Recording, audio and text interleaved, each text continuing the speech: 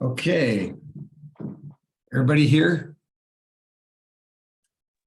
Yep. We'll get rolling here. So today's session 17, and I think we're close to the end here with Ignite. And this is make and receive offers. Okay. Can everybody see that? Are you seeing are you seeing it says hidden slide? Are you seeing the slide that says hidden slide?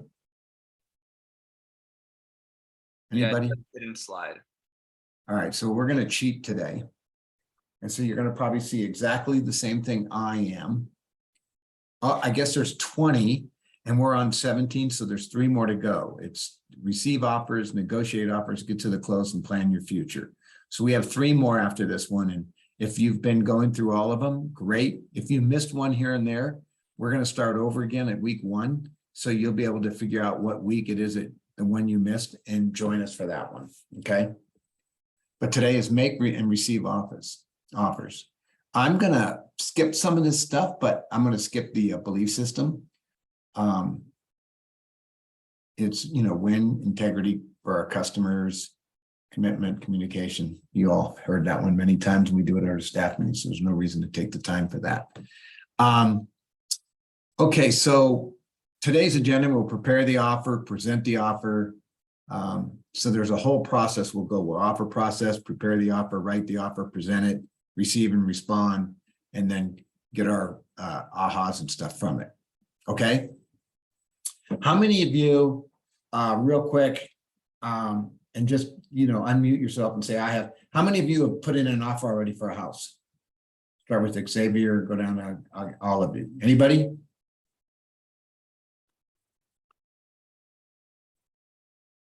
I have I not. have not.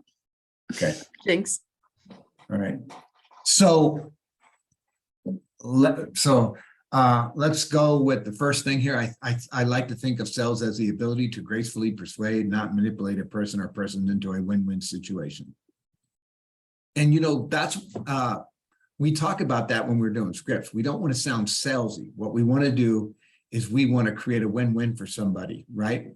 Because the minute you start sounding like you're manipulating or you're you're trying to, you're gonna lose them, right? They're going to go, man, this guy's too salesy for me. It's like a car dealership. You go in there and some guy starts telling you all kind of reasons why you need to buy that car. And you think to yourself, yeah, well, he's nuts, right? And it's the same kind of thing. I always like to create that win-win. And when we talk about offers today, I'll tell you some of the other things that I do when I'm put in an offer. So let's talk, any questions so far? By the way, if you have a question, you can either put it in the chat or you can just stop me and say, hey, I got a question. Please do that so we can just keep moving. I don't want you to have to wait and then all of a sudden you forget what that question was. Let's get it asked and answered. Okay. So let's start with the process. So buyer makes an offer. So buyer sits down with you and they say, hey, Jarrett, I love this house. I want to put an offer in. The seller, so you write up the price, and we'll talk about writing up the deal, because remember this. Somebody asked me this the other day, and it was, can we ask for X? You can ask for anything. It doesn't mean they're going to accept it, but you can ask for anything. And for example, I think in the team meetings, we've been talking about the offers are a little bit different right now. I wrote an offer last week. We didn't get it accepted because somebody came in a little bit higher than us, but an offer plus some concession money so they could buy down their rate. And that's big for buyers right now. So buyer makes the offer, seller responds in one of 3 ways. They can either counter the offer, right? They can say, hey, we like everything, but we don't like the dates. Hey, we like everything, but we don't like the concession. Or, hey, it was 10,000, we'll make it 7,000. Whatever it is, they can counter that offer, right? Which means the original offer, everything stands, but the things that they're countering. Now, let me ask you all. So you have the buyer, you sent it to this, you have the seller, right? So you get this offer and you're going to counter it. Do you have your seller sign the original contract that was sent? Anybody?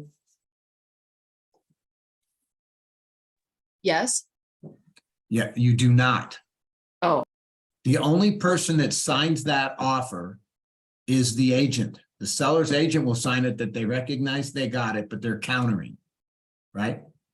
So the counter then becomes the contractual agreement along with the original that they sent.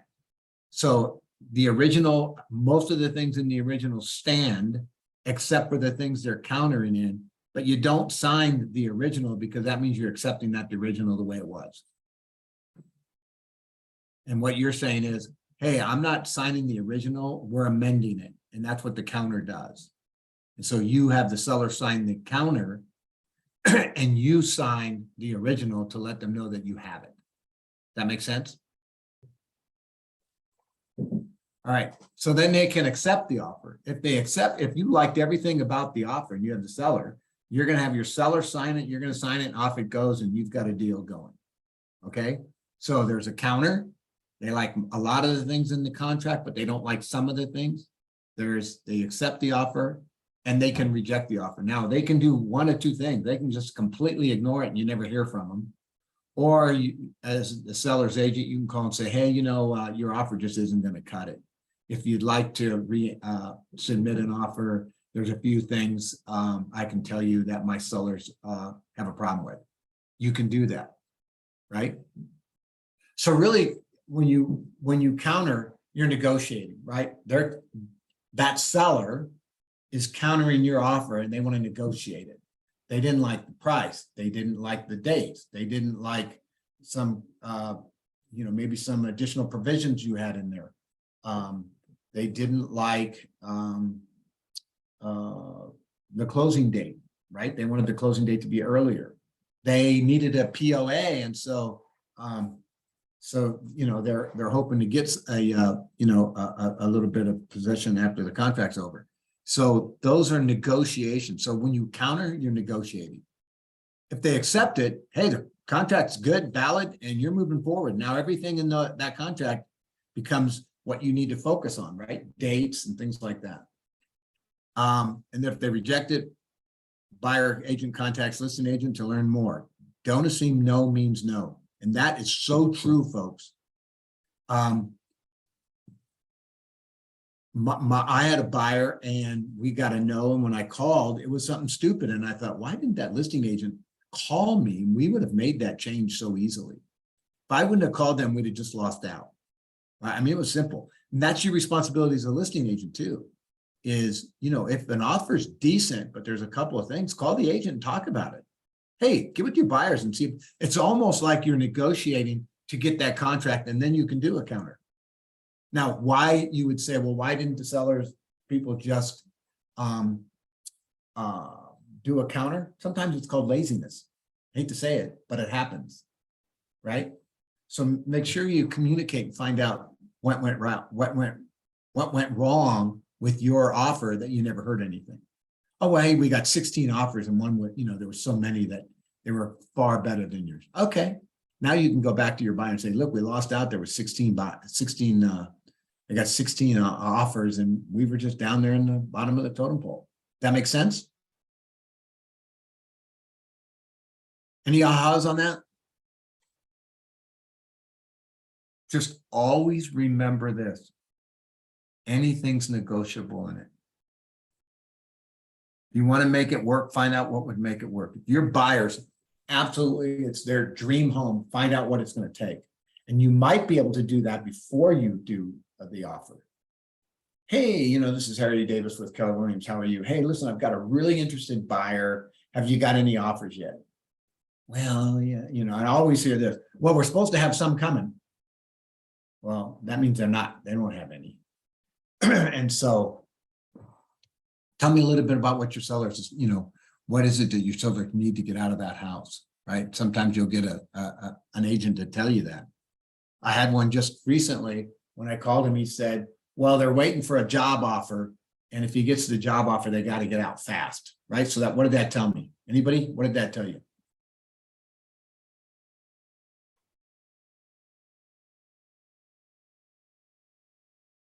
Anybody? What would that tell you if somebody told you that?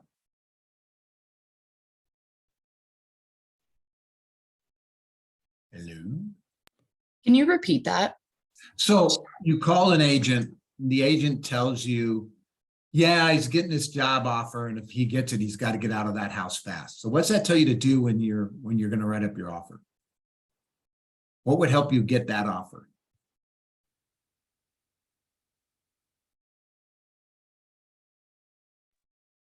I'm not too sure. Quick closing date. If you can move up the closing date, that's going to be better for them, right? Yeah. So if you can do that, great. All right. Any other ahas, anybody? Going once, going twice. Okay. Now we're going to prepare the offer. Here's the biggie, right? Getting it ready. So you're getting ready to write an offer. Always call to make sure that it's still available. What you don't want to do is waste time, right? 2, it says build rapport with the listing agent. That's what I was talking about, Michaela, when I said, you call and you say, hey, what's it going to take for your sellers? You want to create a rapport so that that agent remembers you. And if he gets 2 or 3 offers, he says, working with Michaela I liked our conversation. The offers are so darn close. I'm going to tell my sellers that I think we can get this thing done better by using that agent, right? So you want to build that. Inquire about activity. I do. I always ask, how many people have looked at that house lately? Have you gotten any offers? Have you gotten any inquiries about offers? And then if he says, yeah, we've gotten 2, so what would be a question? Yeah, we've gotten 2 offers. Now it's still for sale. So what's that mean? Anybody? What's it mean when somebody tells you that? Did they come close? Yeah, right. So why did it fall through? Why didn't you accept any of those offers? Well, they were way low, or, they had their closing date was too far out, or whatever else. It gives you some knowledge. So when you're writing that contract, you can sit down with your buyers and say, look, here's what I found out. Here's what we need to do to make sure we can get that, if this is the house you want, right? I mean, I found out, you always find out information about things, and you want to try to use that to your advantage with your buyer, right? And believe it or not, it can still create a win-win for everybody, because that agent's telling you some of the things that are important to that seller. And that's why they didn't accept that offer. Okay. Ask questions about motivation. Always. Do they need to get out? Oh, are they moving? Oh, okay. Now, on the seller side, I tell you, be careful about the information you're giving out, right? Don't give out too much information. Give out those things that you would want as a buyer to know, so that, and yet you still not give out your hand. You don't want to be in a poker hand and go, well, I got 2 aces. I'll tell everybody I got an ace. I won't tell them the other card, but I'll tell them I got an ace. You wouldn't do that, right? Same kind of thing. Ask the listing agent how they want to receive the offer. Oh, yeah. Hey, you know what? I use DocuSign. Is that okay? I'll send it over in an email PDF, and then you can put it into DocuSign. Does that work for you? Most of the time they say yes. I've had some that say, hey, can you use CTME? I really can't, but you know what? You can call me and I can help you get through DocuSign. Get in a buyer's reapproval from the lender. That's becoming, especially in the last several years, that's been a big issue, is they want to know that people have the money, right? Especially with today's market and what it's costing. So I would strongly recommend that you have that. Okay, make sense? Okay.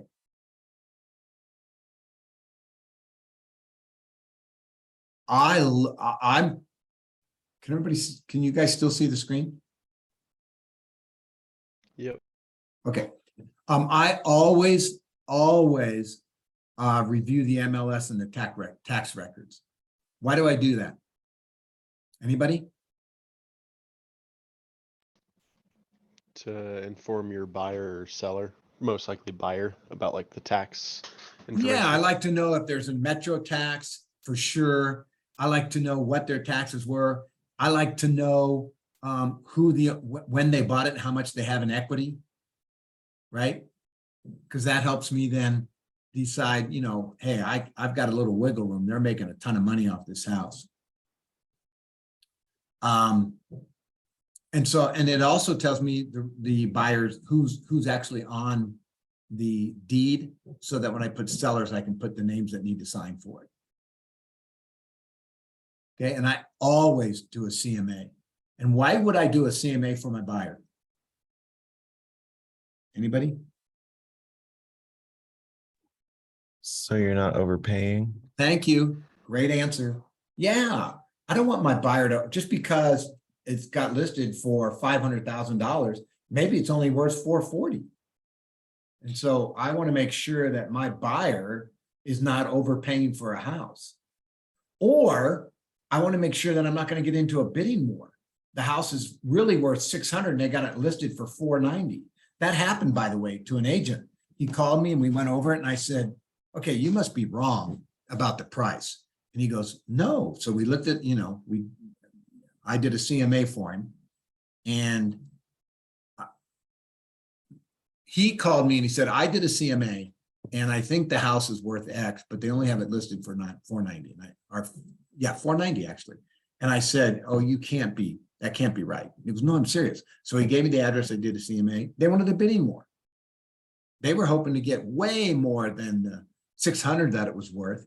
And in fact, they did. They ended up getting like $700,000 for the house. But I told him, do you want to get into a bidding more? If you're not willing to pay $700,000, don't even put an offer in. No reason, because that's what they're going for.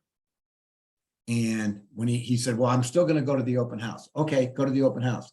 He said there were so many people there, he left. Why? Because they knew darn well a $490,000 in a $600,000 neighborhood. Wow, you're going to get all kind of people, right? Especially back in the day. And then obtain a seller's disclosure statement and other needed documents. You can always look to see if they're in the MLS. And if not, you want to make sure your dates show that you're going to get a disclosure statement soon, not 2 weeks from now after you put in the offer.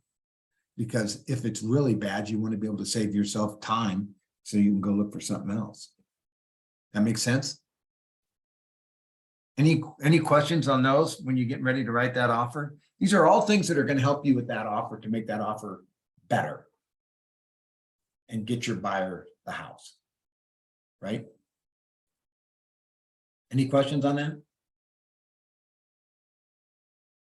No, we're rolling right along.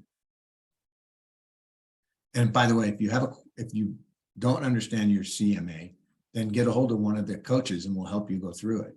What I don't want you to do is, if you're working with a buyer, is to underservice them, right? And by doing a good CMA, you're helping them.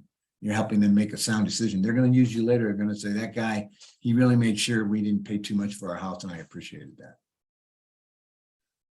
All right, now we're going to write the offer. Oh my gosh. And so what contract is this?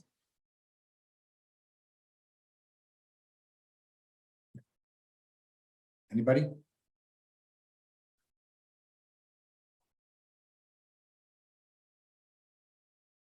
Anybody? We're going to write an offer. What contract do we use?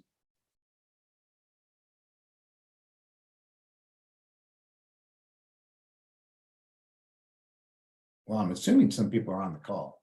Is it contract to buy and sell? Correct. Very good. Nice work.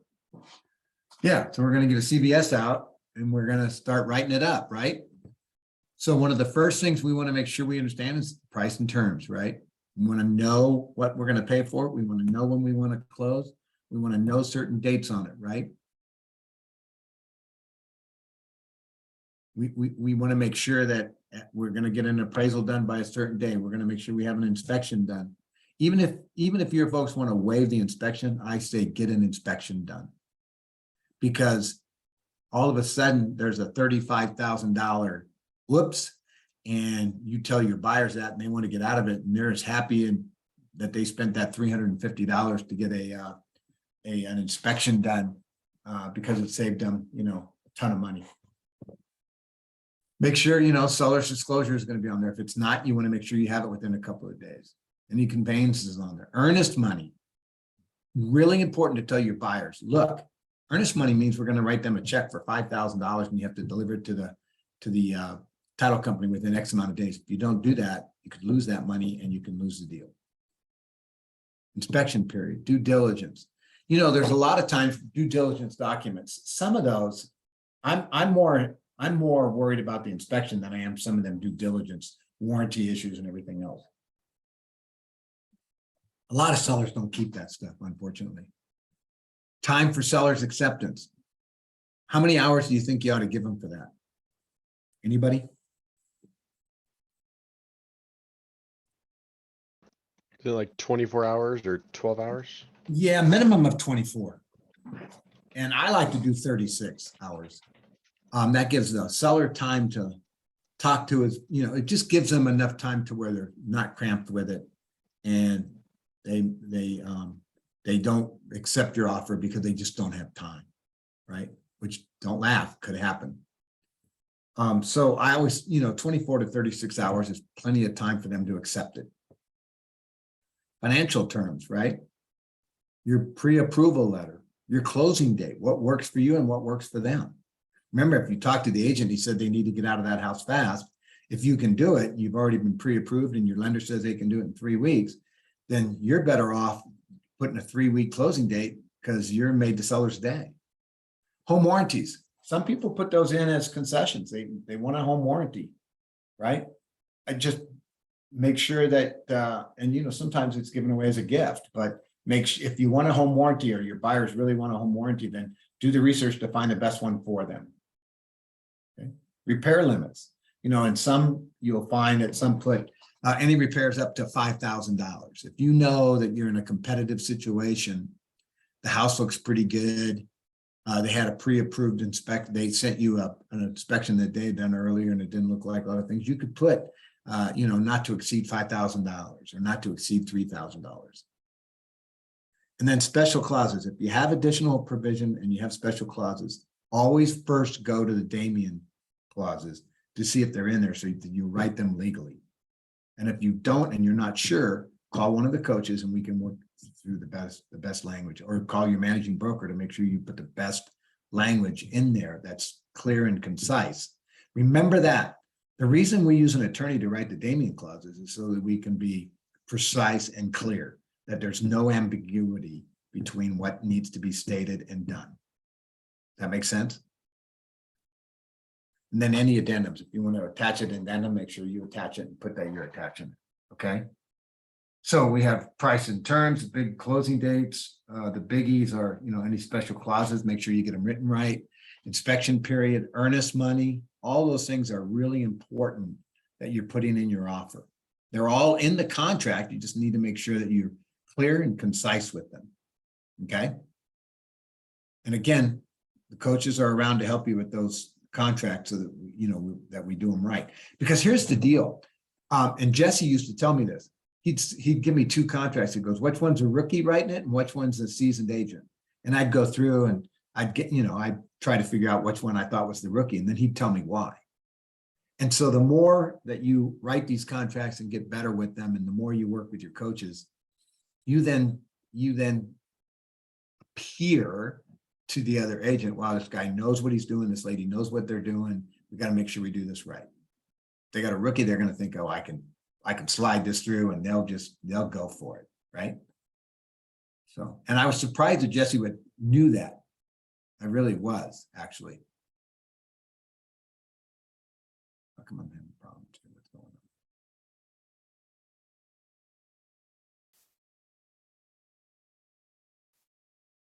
All right. Now I'm going to sit down with my buyer, right? So I've got this contract. I'm going to send it to them. And I'm going to say, when you get this, now, if we've already done it, if this is our 5th offer, I might say, hey, I might put an email to them and says, hey, another standard offer we're doing, here's the biggest points to this versus the other one. And I might spell them out. 9 times out of 10, I would only do that if they told me, hey, I'm going to be at work, just send it to me. Other than that, I want to call them and go over those things that I think are different from anything else we've done. So I want to review it. I want to make sure they understand each point that I've written down for them. Look, we're paying $490 for the house. Are you good with that? And it says we're putting, $50,000 down, right? Because you want to make sure that they understand that and that you understand what you wrote is correct. Because you're going to review the price, closing dates, inspection, contingencies, convenience, all that. You want to make sure they understand. Hey, if it's solar, you want to make sure they understand the solar, right? If you're taking over a lease that they had, you want to make sure they understand that, right? So just know all that and communicate it and make sure they understand it. Never assume they understand it. Ask them, do you get that? Do you understand that? And once in a while say, so what's that mean for you? All right, and let them tell me back, because I want to make sure it's clear. And you'll see the very last one, right? What did I just say? And here it is right on it. Avoid rookie agent mistakes. And by using your coaches and filling them out correctly and doing some mock contracts to buy and sell are really going to help you with that. Okay. Any ahas or any comments you want to make so far? None? All right. Going once, going twice, no ahas. Present the offer, okay? So we've now gone through the offer process. We've prepared the offer, we've written the offer, and now we've sent it off to the agent. Always call and tell them. Here's the other thing. Well, let's go through the next slide. So present the offer checklist, double check all documents, follow the instructions, label all documents, order documents logically, email summary, notify the listing agent, add to all documents. Here's what I say. I always send an email that sort of summarizes the contract. And if I'm going to lowball the offer, I explain why I lowballed it. And I always put, if you can help me understand that, if you can help my buyers and me understand that differently, please give me a call. So I try to explain why I'm doing some of the things I'm doing so that they don't look at an offer and go, what a jerk, and just toss it. And they call their buyer and they go, hey, I got an offer. I'll send it to you. The guy's a jerk. We're not going for it. It's ridiculous. But if I send out things, he could call me and go, hey, I think you're wrong on this. And let me explain. And I had an agent call me and say, hey, I use these comps and your comps show different.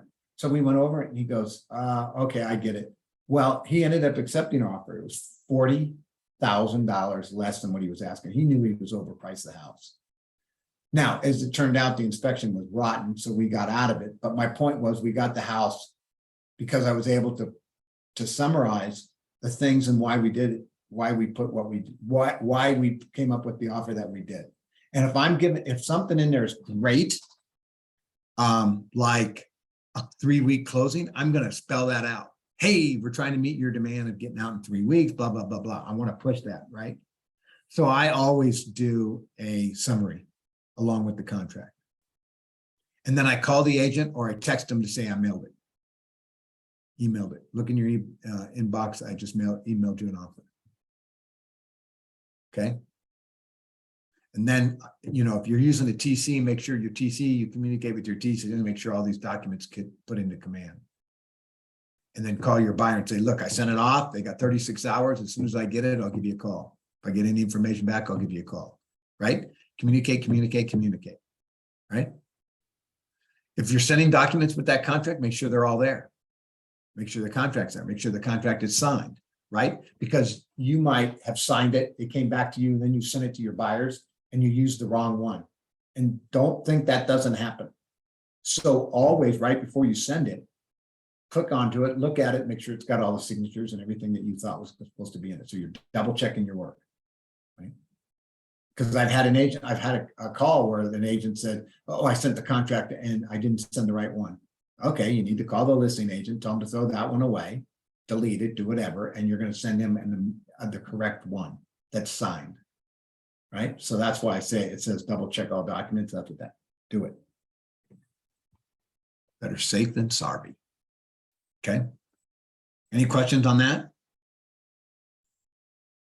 Remember, when you read some of these things, it's all about communicating. I like to use a TC. I say time is money, and that money is well worth it because you don't pay for it until it closes.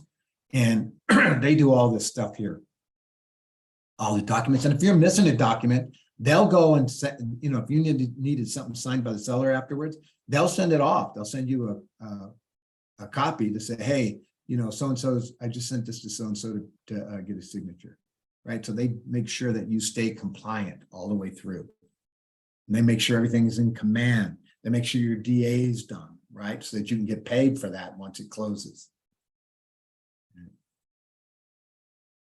Well, that was a quick aha. Any questions on this? No. No questions so far. Can't believe it. Somebody let me know I still got people on the phone because I can't see the screen. Yep. I'm All right. here. All right, good. Just want to double check I didn't mess it up. Okay, so we presented the offer. Now they've received it and we're waiting for a response. Oh, the nerves, right? We want our buyers to get that house. All right, so we go first thing. I always make sure later that the agent got it.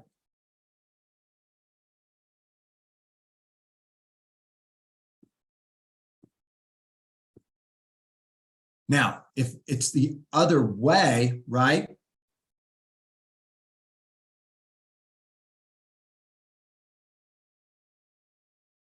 That makes sense. So in other words, make sure we already talked about this. If I'm the seller's agent, I'm going to confirm if I'm the seller's agent, I'm going to let you know I got it. Right. And if I tell an agent earlier in a call, hey, look, we're going to have you that by this afternoon, then do it. Get it there by the afternoon. Because he might be telling his sellers to be on the lookout because he's supposed to get an offer in the afternoon. You told him you were going to submit an offer, then do it. Create the summary as we talked about. If you have, and this is doing both sides of the offer, right?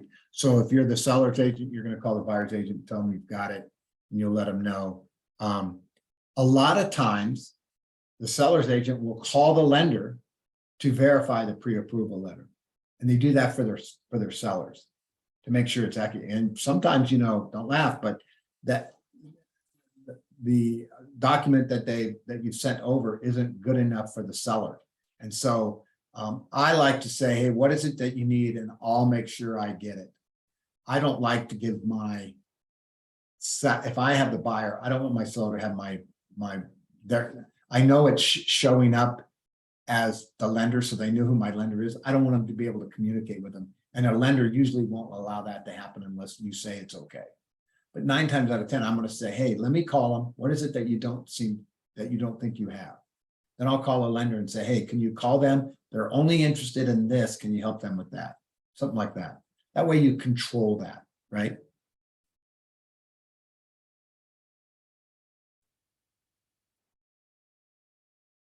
And then if you, the last one, it says create an outline. What it's basically saying is document your calls, document who you've talked to. If you've talked to the seller and he said X, Y, and Z, send a confirm email to him that says, hey, we talked about this and this is what we're going to do. That way you have things in writing. Jesse always says that in his contract classes. Put it in writing. If you had that communication, verbal communication, and some things were said, put it in writing and send it back to him as hey, just wanted to make sure I was clear on this, right? That makes sense? Good checklist.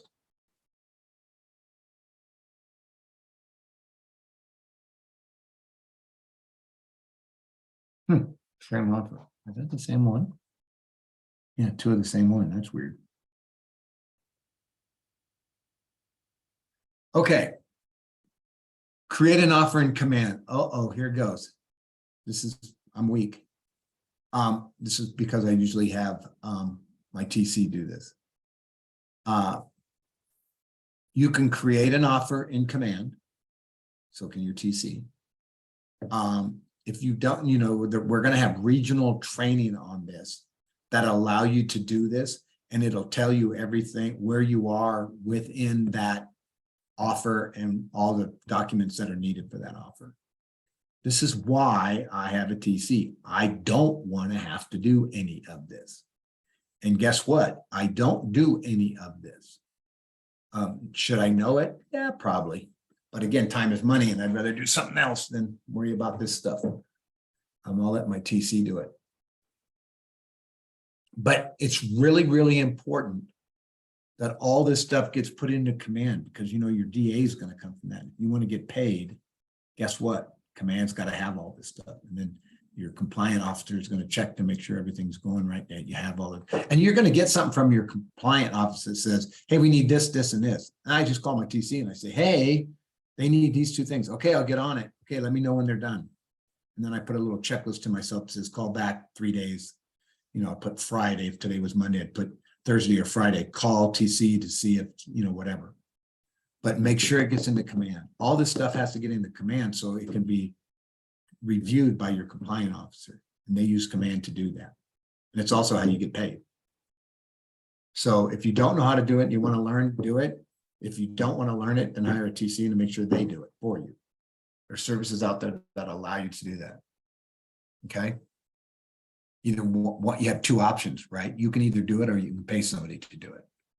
But it's got to be in there because that's how you're going to get paid. And that's how it's going to make sure that you're compliant. Because at some point, somebody could, Dora could call you and say, hey, we'd like to see, you know, 2 of your contract, 2 of your deals, and you'll be able to provide all that document and it'll be compliant. So buyer makes the offer, seller responds. So you got negotiations. Again, it's going back to what we talked about. And I think the next slide is going to talk about it. So it reaches a decision, right?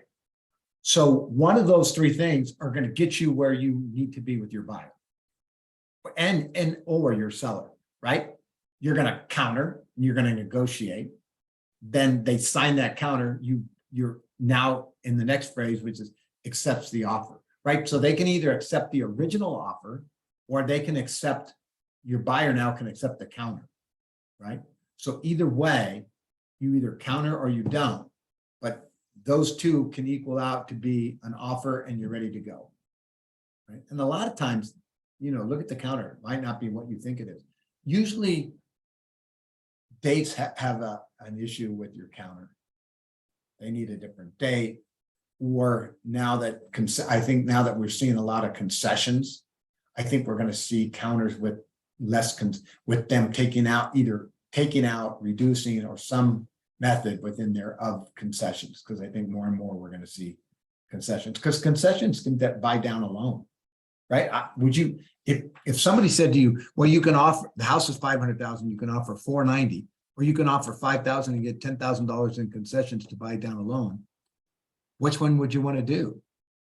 To make it simple, you want to do the second one because it's going to lower your interest rate, which means it's going to lower their payment quite a bit. That $10,000 on the offer price is only going to lower it by a few dollars. But if you can buy down a whole point, it's going to be a few $100. So that's what I tell my buyers now. The buyer I'm working with right now is like, okay, look, here's what we're going to do. If we think the house is I'm going to use the 490 thing again. If it's 490 and we think it's 500,000, let's offer 500 and get 10,000 in concessions. Right? I'd rather buy down that loan, and then you don't have to pay, you know, and pay all. Maybe it'll pay all your closing costs too.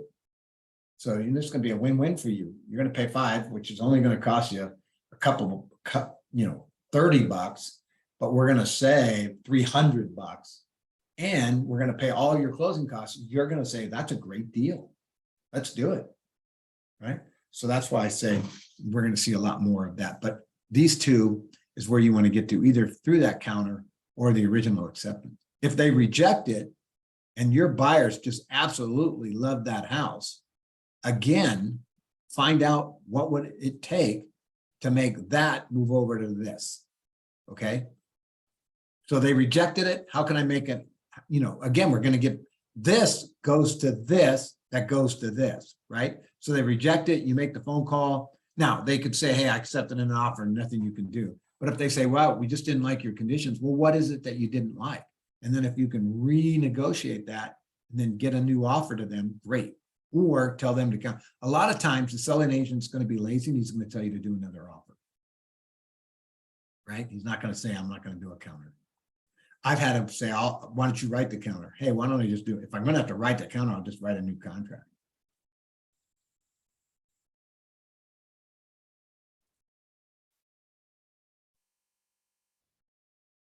Okay, same one for some reason. Okay, so any questions so far? Okay, here's talking about, role play it out, respond to the offer. I'm not gonna do that well, how about if I put it up to the group? Do you want to role play this out, or do you just want to say, I think I get it? So somebody give me some feedback on that.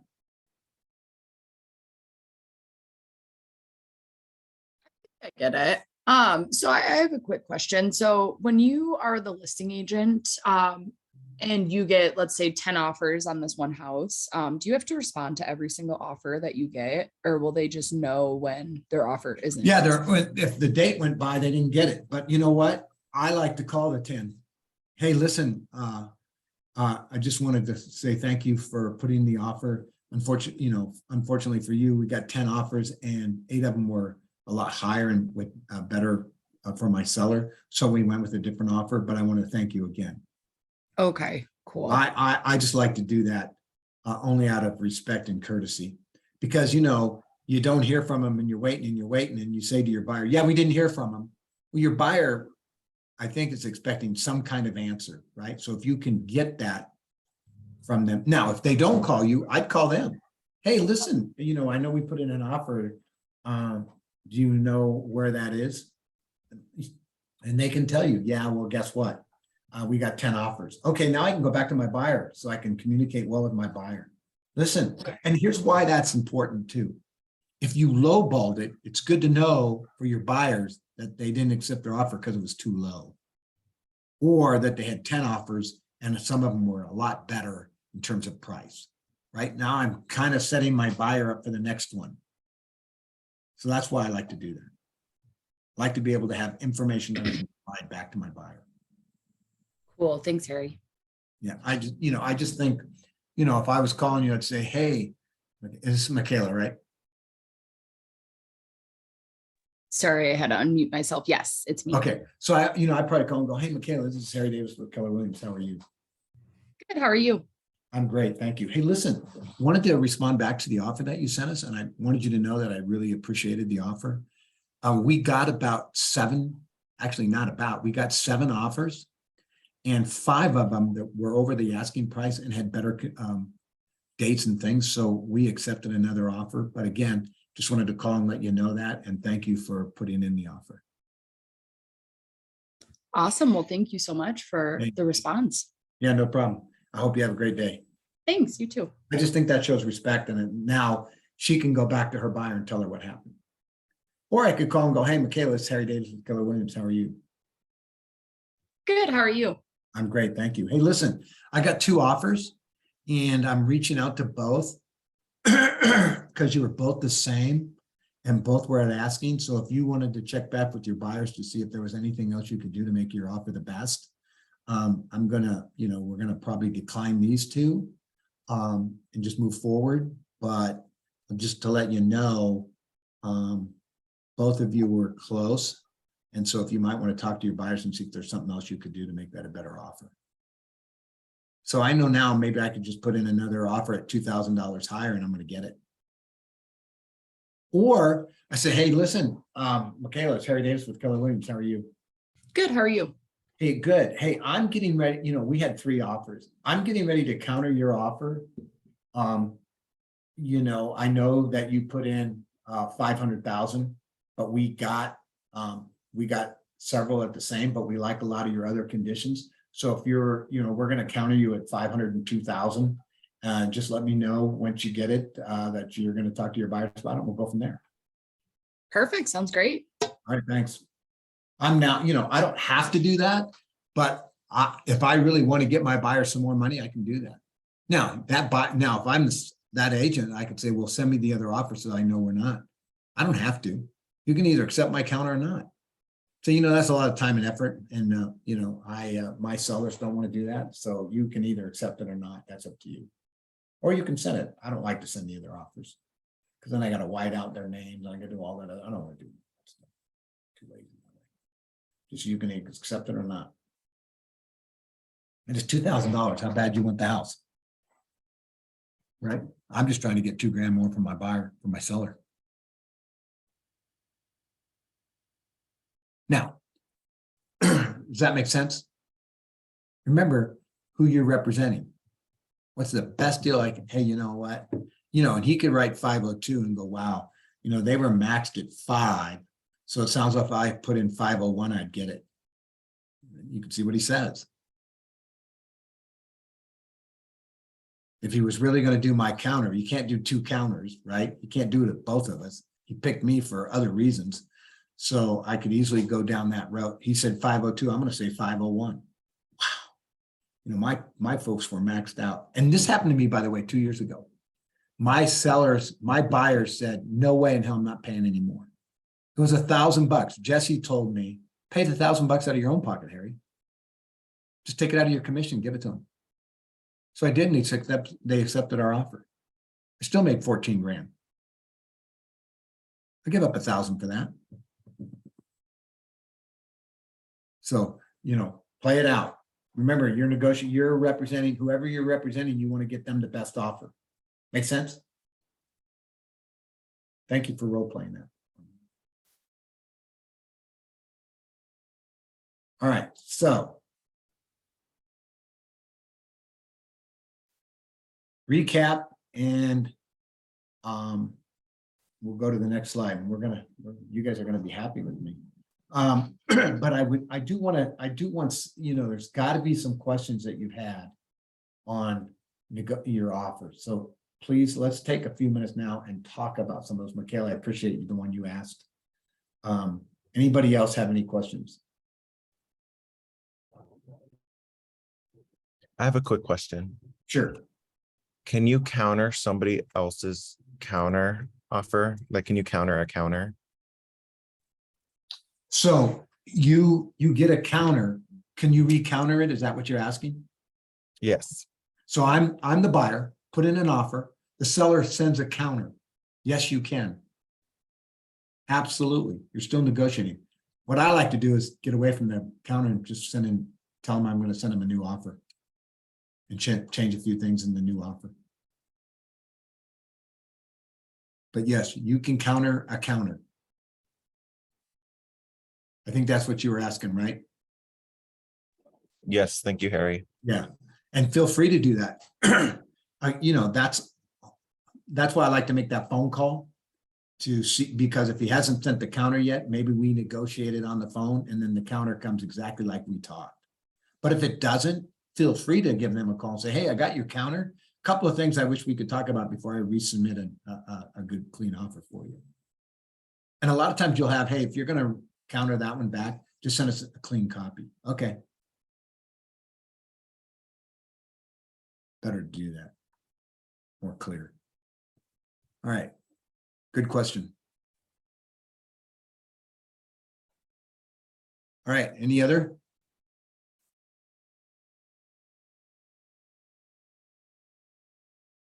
Okay. So here's this. It's saying,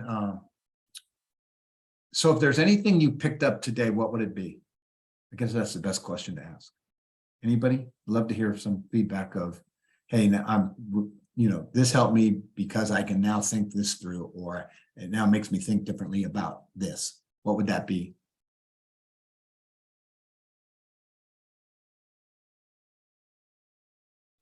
I'd probably say I feel quite a bit better about the whole process of going through like a closing and everything, like knowing what the next steps are. Yeah. In fact, keep Ignite for that. And the biggest thing I like to tell people is, a contract is to be negotiated, right? It's one of those things where you're, at the end of the day, the whole goal, obviously you want to get the best for your client, but also try to create this win-win so that everybody feels good about the deal, right? So it doesn't close down, because I'll tell you what, you get a seller who's iffy about it and they sign it anyway, and then a backup offer comes through. Anything that they think they can do to get out of your deal, they're going to do it. And that happened recently to an agent, and well within their rights, but they took the backup because it was so much better. And just be careful of that. Make sure your offer, it's a win-win. Your goal is to try to make it a win-win. So that both sides feel like, I want this process to go all the way through to the end. That doesn't necessarily mean that inspection time comes up. And here's what I always tell my buyers: don't nickel and dime an inspection. Go through let's say you got 8 things on an inspection report. If you were putting them in order, what's the first thing that no matter what happened, you've got to get it fixed? And you put that down. What's the second thing? And then you put that down. Third, all the way through. And then you say, you know what? These 4 down here at the bottom, less than $1,000 total. Why don't you take those off the table? We'll send them the whole inspection report so they can see, oh my God, there was a ton of things and they're only asking for these top ones. They're more inclined to sign it. That's what I like to do. Right? So, and that's usually, if everything else in the contract's good, if you can get past that point, everything is going to be golden. Now, I think we're going to see less contracts to buy and sell that have an appraisal gap in it. I think we're going to see that tighten up quite a bit, because prior, you never saw appraisal gaps where people were paying X in case the appraisal didn't come in. I think we're going to get back to that. I think we're starting to see some of that, where as Mark always says in the staff meeting, is price it for what it's, price it correctly. And I think we'll start to see some of that decline of those gaps. Okay. Any questions so far on the success of, anybody want to go over something again real quick? Be more than willing to spend the time to do that.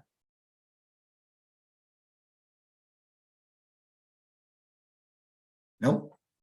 Everybody was good. Harry, hey, sorry, I was on mute there. As far as when we're closing and we're getting ready to go to the table, what is the role of the agent at that point? What type of document? So say I've got a buyer, we're getting ready to close, Cheerleader. Yeah, in command. Can we go over again, just a checklist of, hey, I've got, to make sure everything's dialed in, and where do you go to see all that? So 3 days prior, you're going to get something from title that shows you all the documents that are going to be entitled, and you're going to give those to your buyers. There's going to be a sheet in there that it's a financial sheet to make sure that all the things look right, the price was right, the down payment was right, so that you can go over that with your buyers and say, okay, does this page look right? Right. If you're on the seller side, you're doing the same thing. You were going to pay this, you're going to do this, you're going to do that. Here's your taxes that come out and they're prorated, and this is that. And that's what they're going to have you sign at closing. It's the only document that you get really involved in, is they're going to hand you that. Now, the nice thing about it, back in the old days, you brought a calculator, and you made sure it was right. Now it's just on a computer. It's like it's not Excel, but you get my point. And it just adds it up for you. And you want to make sure that bottom line is what you remembered in the contract. Got it. You'll sign that, and then you're there to support your buyer or seller. You don't say much. You sort of stay out of it. And they might ask you something really quick, like, hey, can blah, blah, blah. But 9 times out of 10, you're more of a moral support. Okay. Okay.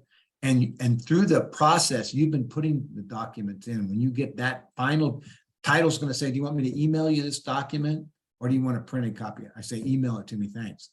And I email it, put it in my file, and I also give it to my TC to put it into the compliant file. Got it. Okay. So when they're going to ask you that at closing, how do you want your document? I want it emailed. Okay, great. They would prefer to have it emailed, because God knows you don't want to have all that paper sitting around. And then you can put it in the right files, command and all that. And your TC will put it in command. Or if you're doing it yourself, you can put it in command, because you'll get the email for it. Okay. Okay. Got it. Yeah. And again, closings are, and if you can't make a closing and you've got nervous buyers or nervous sellers, ask another agent that you know really well, and then tell your seller or buyer, hey, listen, I can't make this closing because of X, Y, and Z. I'm going to be out of town or whatever. But, Harry Davis is going to be there to represent me, and he'll make sure everything goes smoothly for you. Okay. Okay. Perfect. I had that recently when I was out of town last year, and I just had somebody else, Jesse did it for me. Gotcha. Well, that's good. I may need a hand on a closing. I don't know if I'm gonna be able to make it. Okay,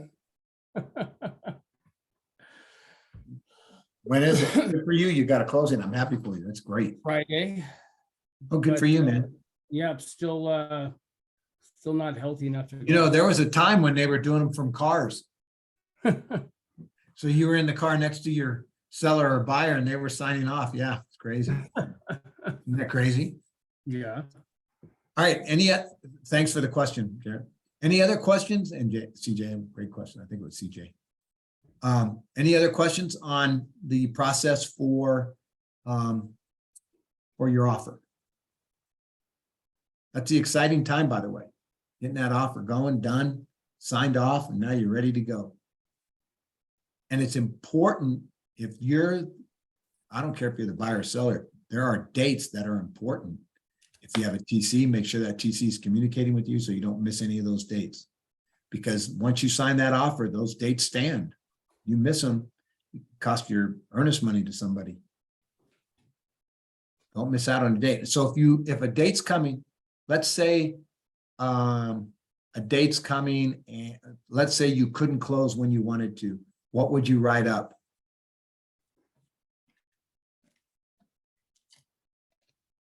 Anybody? To extend. Yep, amend, extend. The one thing you're gonna change is everything else, no change, all the dates, no change, one date. And you're putting that new date and then everybody signs it. That becomes the contractual date for that contract. That make sense? Harry, this is Leslie. I have a question about Okay. a date and deadline. I am under contract on land transaction. Is there a seller's property disclosure? We wrote the deadline in there, but for land, is there still a property disclosure? Usually for land, there's not, unless it's a soil issue that you wanted to make sure that you had in yours.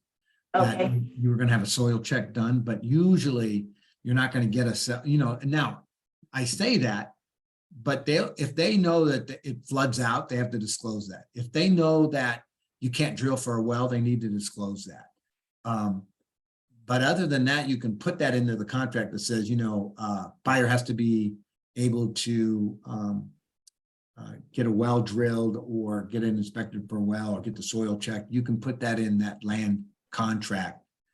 And those are the two most important, electricity. Can I get electricity to the property? Right?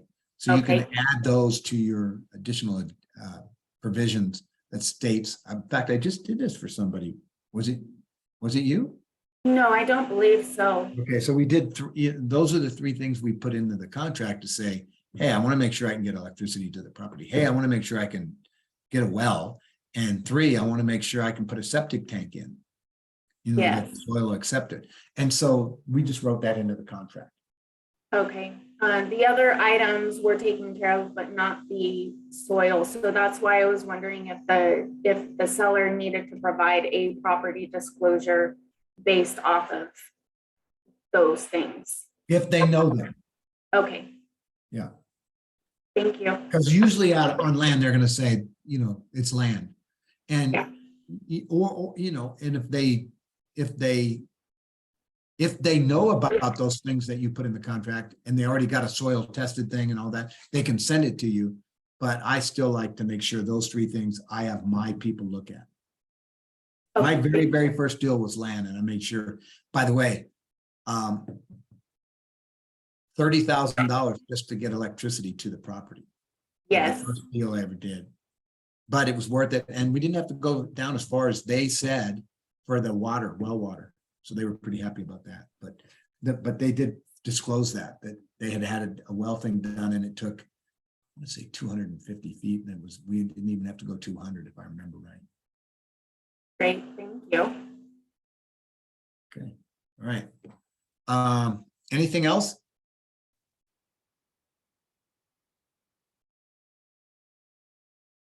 Okay, so daily success, 10 conversations, 10 contacts, 10 handwritten notes. I'm not gonna spend a lot of time on this. Bruce I don't know how long Bruce spent on this. But I'm not gonna spend a lot of time on it. Does anybody care for me to spend a lot of time on it? Doesn't sound like it.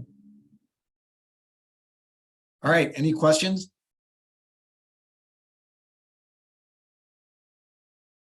Thank you.